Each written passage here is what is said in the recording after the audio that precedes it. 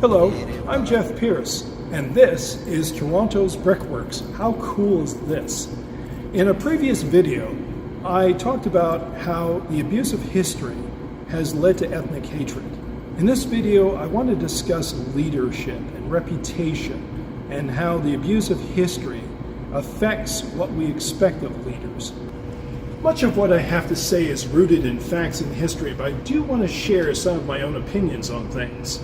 For one thing, I don't think it's any small coincidence that attacks are made, for instance, on two of the most popular emperors that Ethiopia ever had. It's my own opinion that this is part of a campaign to erode the nation's heritage. The sick logic goes that if you take away an appreciation of the past, you can make folks more pliable for your message. You can sap their morale and make them believe anything. The Marxist Russians tried it. The Khmer Rouge tried it with their Year Zero, the Derg tried it, the TPLF tried it. Something else all these political movements have in common: they killed a lot of people. But then sometimes you just have hateful bigots who are granted a platform because they once worked for the UN decades ago. There is almost nothing to learn from Ethiopian history, except that these are horrible people who have done horrible things to each other, and they have allowed themselves to be ruled by generation after generation of horrible rulers. So he's repellent? And what makes this hateful comment so farcically stupid, beyond the obvious, is that he doesn't even know Ethiopia's history was tied in with India's for centuries. Part of the Muslim side of the Ethiopian Adel War is recounted in the Futa el-Habasha, which one Indian writer quoted for a history of Gujarat in 1605.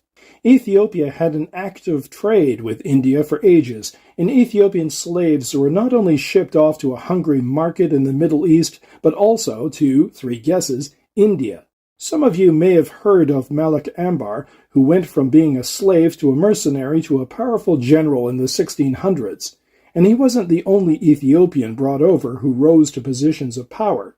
So, a horrible people? Well, they helped create Indian history. And remember this pompous ass? So to those angry and defrauded citizens of what is still today the Federal Republic of Ethiopia, including those who dreamed of becoming subjects of a revived great Ethiopian empire, face your day of reckoning. Oh, God, my ears are bleeding. Sorry about that. But you see the point. There's a theme here.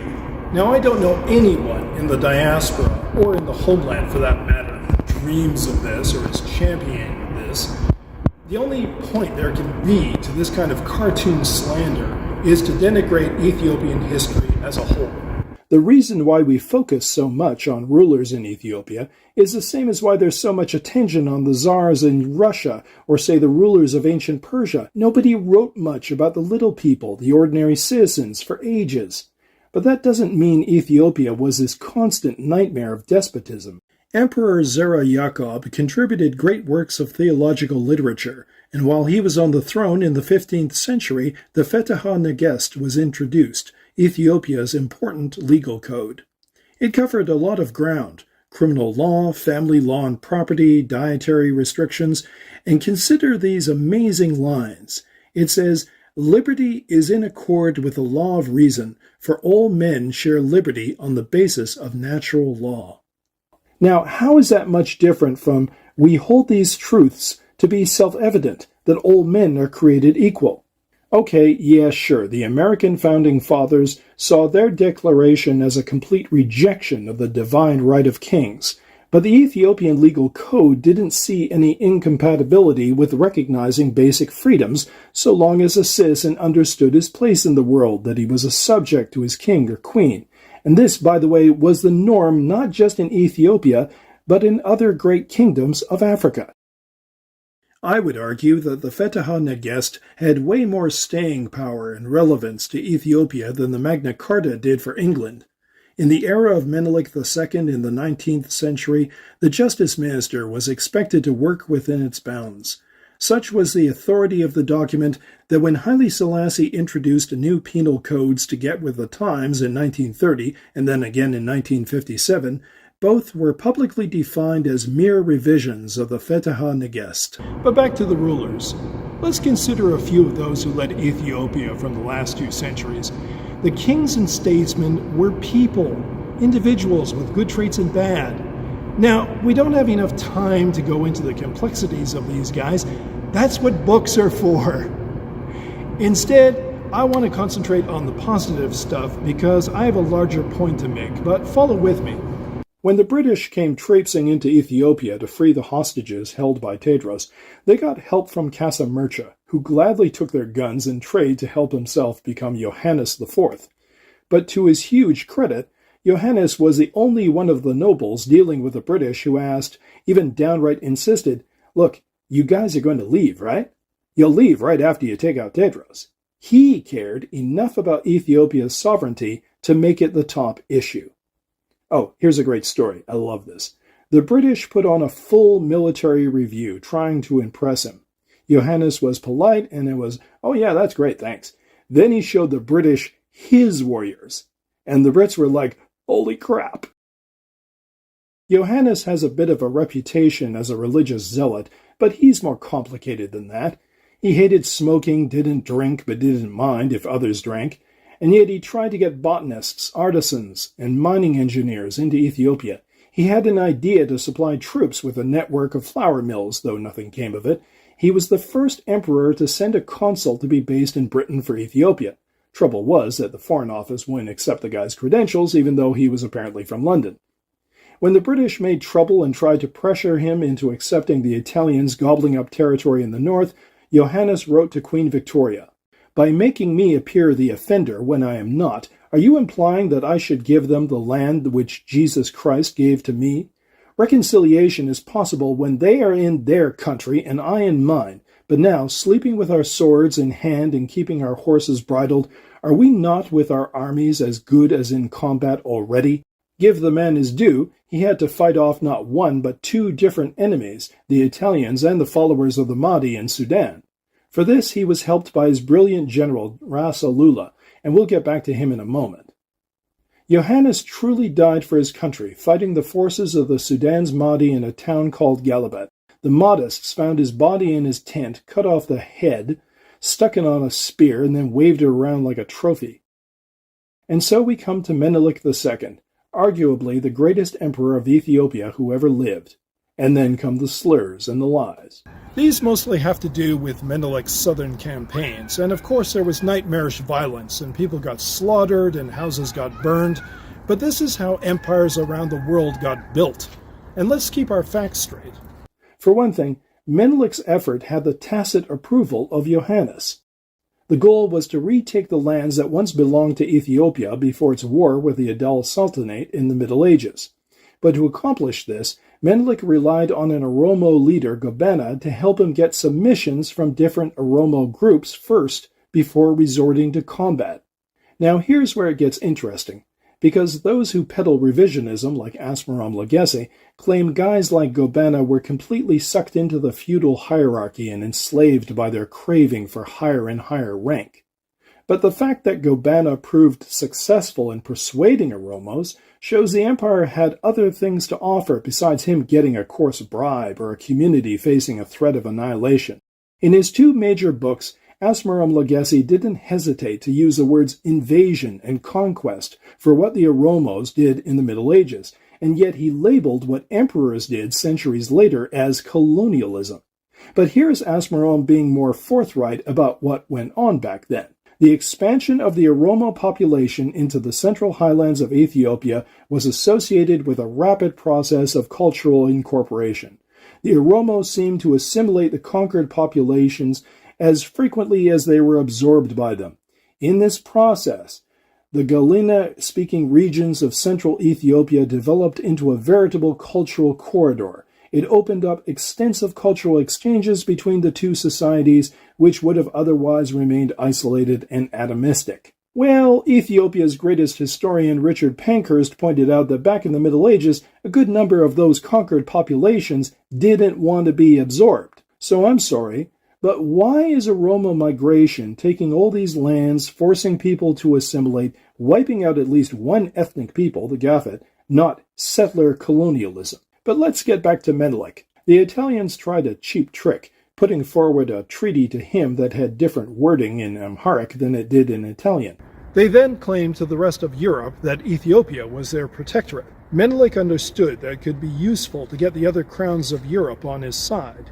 He wrote to them and made it clear he would not put up with the Italians rewriting facts. I have no intention of being an indifferent spectator if far distant powers make their appearance with the idea of dividing Africa.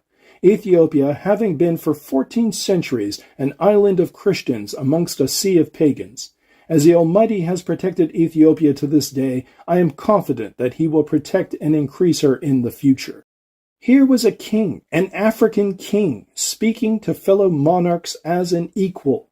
This passage can be considered one of the earliest expressions of Pan-African thought and a milestone in anti-colonialism. But the Italians thought they could play Ethiopians against each other. Ras Alula, who had fought so hard, so well for Johannes, had defied Menelik for a brief while and backed Ras Mengesha, Johannes' son, as a rightful heir to the throne, and they both had a short-lived scheme for an independent Tigray. Problem was, nobody else wanted an independent Tigray, especially Tigrayans, who gave them next to no support. The Italians claimed they would back their play, but Alula saw through their games and only pledged, "Since I am a trusted and loyal servant of Ras Mengesha, I pledge to be a friend of the friends of Mengesha."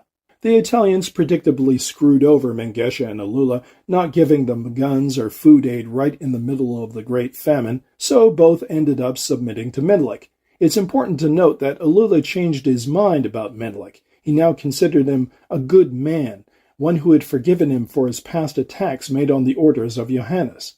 The new emperor, he told the journalist Augustus Wilde, had been very kind to him. I then turned to King Menelik as the only man who could restore order, and since that time I have thrown all my influence on his side in order to unite Ethiopia once more. Every Ethiopian knows the story of the glorious victory at Adwa. Every child in America and Europe should learn it too.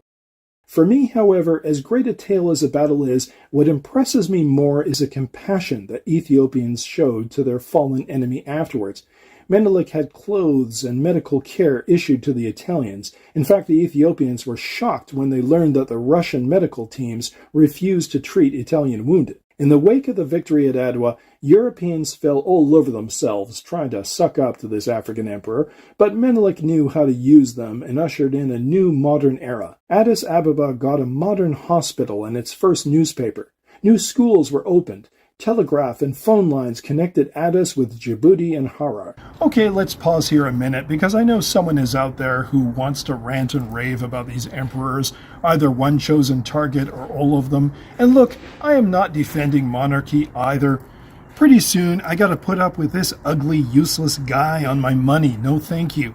As I said before, these rulers were complex human beings. Johannes had a quarrel with Tekle-Hemenot, so he took it out on the people of Gojum. We could talk about Menelik's ruthless campaign against the Waleta. Liji Ieyasu was a party boy who drank and treated women like they existed for his personal entertainment. But here's the thing.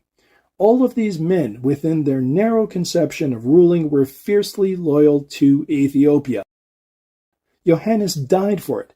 Menelik brought a nation together for it. When Ieyasu learned of suspicions that the fascist Italians might try to free him and use him, he felt insulted by the idea that he could betray his homeland. Yes, he'd been deposed by Haile Selassie and the Showa nobles, but at least they're not some foreigner who has no claim whatsoever on my country and simply wants to colonize it. Now, if you want to look at the successes and the failures of these men, to consider what they were trying to accomplish, in the context of their times, great. Winston Churchill was a hero for the British during the Second World War. He was also a narrow-minded racist who didn't like black people and who wanted to keep India crushed economically. A director with more ego than insight has just made a movie about Napoleon, who ran away and left his army stranded in Egypt and who put slavery back in Haiti. Yes, we need to see things as they are, as George Orwell put it, which means seeing people as they were. But last time I checked, nobody was trying to wipe out the institutions of the United Kingdom or get rid of France, except for a few far-right extremists. As I mentioned in the last video, Ethiopian studies has been plagued since around the 1970s with toxic ideology and historical revisionism. No one attracts this kind of poisonous attention like Haile Selassie. The Derg were convinced that he had millions tucked away in foreign accounts. It was a lie, one they borrowed from the Italian fascists who accused him of the same thing back in 1936. The only time the Swiss have come out with a strong statement saying there is not a penny of the Ethiopian emperor and of the Ethiopian imperial house was in the 1970s when the Crown Prince of Ethiopia asked them to do so. And you have that in writing. Do you know how big the official budget of the Ethiopian government was in 1974? It was 890 million Ethiopian birr, or Ethiopian dollars at that time, which is about, at that time, it made 750 million US dollars. When I came to Frankfurt in 1972, the city of Frankfurt had a budget of 2.5 billion. So what in heaven's name are we talking about? And yet the lie persists. You can find more in this destructive piece of propaganda written decades ago for Africa Watch by Alex de Waal. The collapse of those dreams, the exposure of those lies. Face the collapse of those dreams, the exposure of those lies. Face them with civility and composure and repudiate the toxic untruths you have been.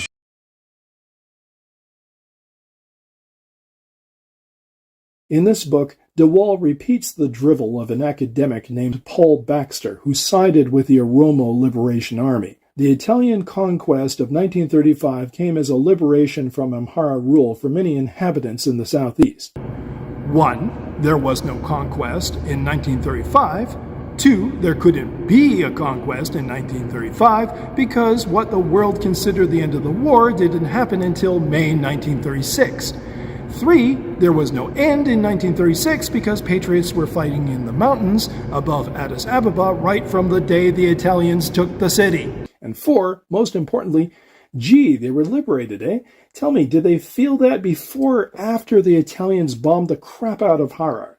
Did they feel liberated when Graziani plowed through the Ogaden, killing anything that moved? But de Waal isn't finished. The report claims, in 1974, Haile Selassie became notorious for his attempts to conceal the existence of the famine of 1972-73 in Wallo. It wasn't true, but reporters and writers who are lazy still recycle this. Here is how reporter Jonathan Dimbleby exposed the figures who were really responsible in a follow-up report he made after his shocking first program about the famine. The ministries represented here must take much of the blame for the deaths from starvation last year. Ministers like Malatu Dubebe did nothing for too long. When they finally sought help, they asked too quietly for too little, and it was too late. They had been warned.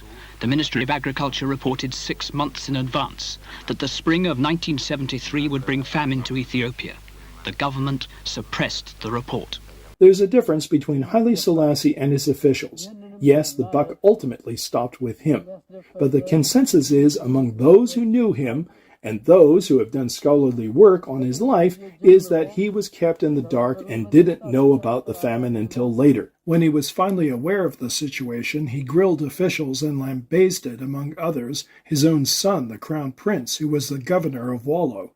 To one official he said, "And while the famine was decimating the people of the province, you were busy carpeting the road from Kombolcha to Dessie with reeds in preparation for our arrival, uttering not one word about the victims."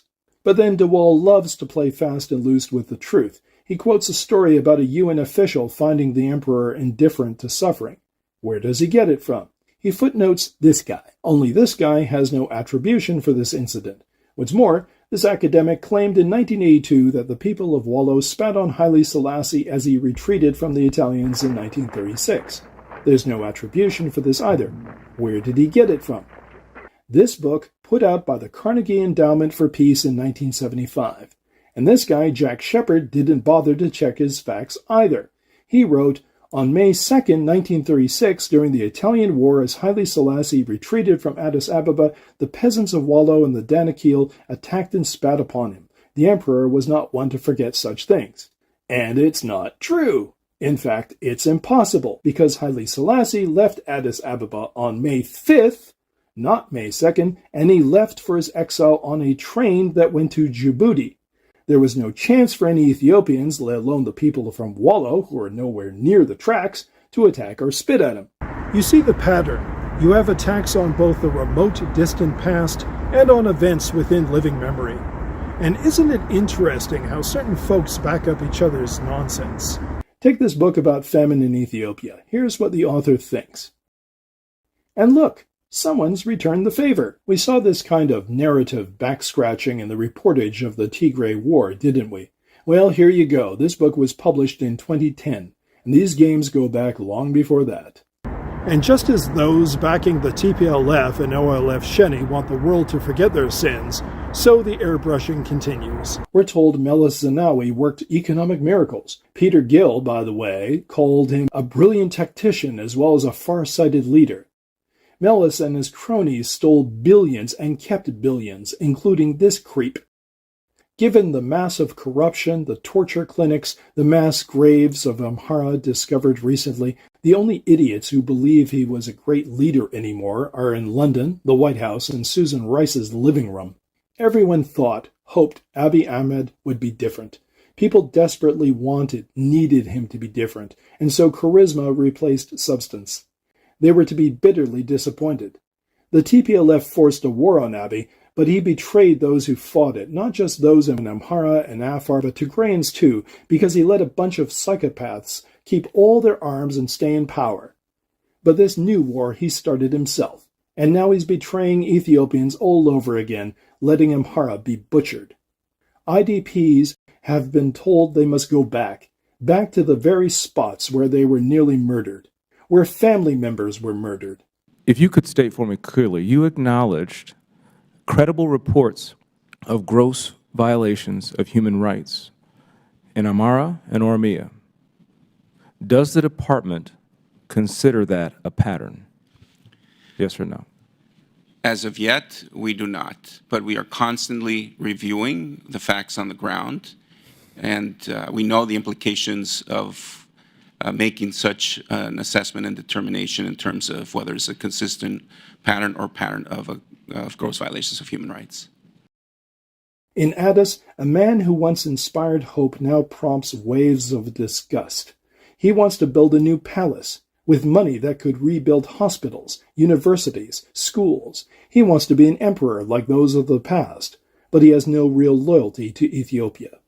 There are people, basically good people, no names here, who will tell you that Fano is a bunch of uneducated slobs, guys who haven't even completed high school. They tell you that Ethiopians are waiting around for someone to save them instead of putting in the hard work. And yeah, I don't know what that means either. But I think this is a very elitist point of view, and I think it's defeatist rubbish. If you want things to be different, then you help them be different. You put yourself out there at risk. You cross the river to get to the brighter shore. You want to talk about hard work, sacrifices? Ask this man.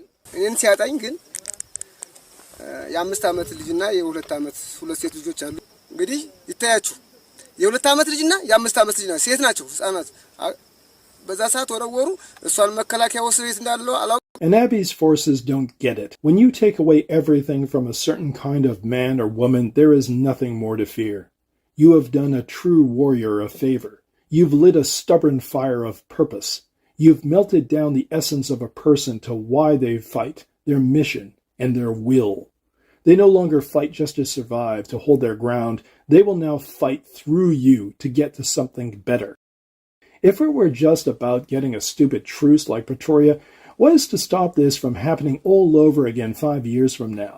What will make things different from following a populist like Abiy again or wishing for the old days under Haile Selassie? There must be something more, and there is. The spirit of Fano in the countryside and in the towns is evolving into a social revolution.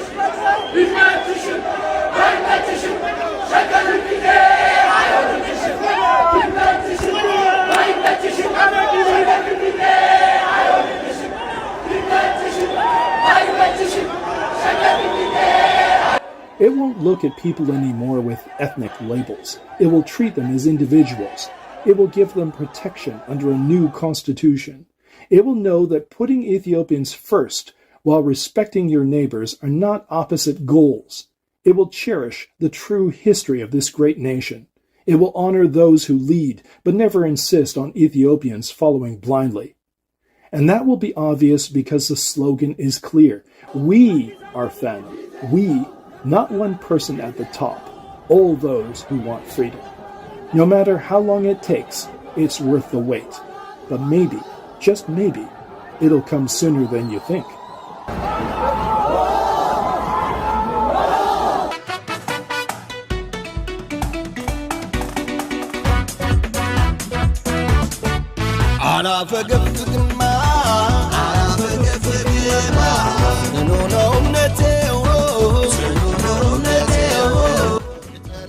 Sanja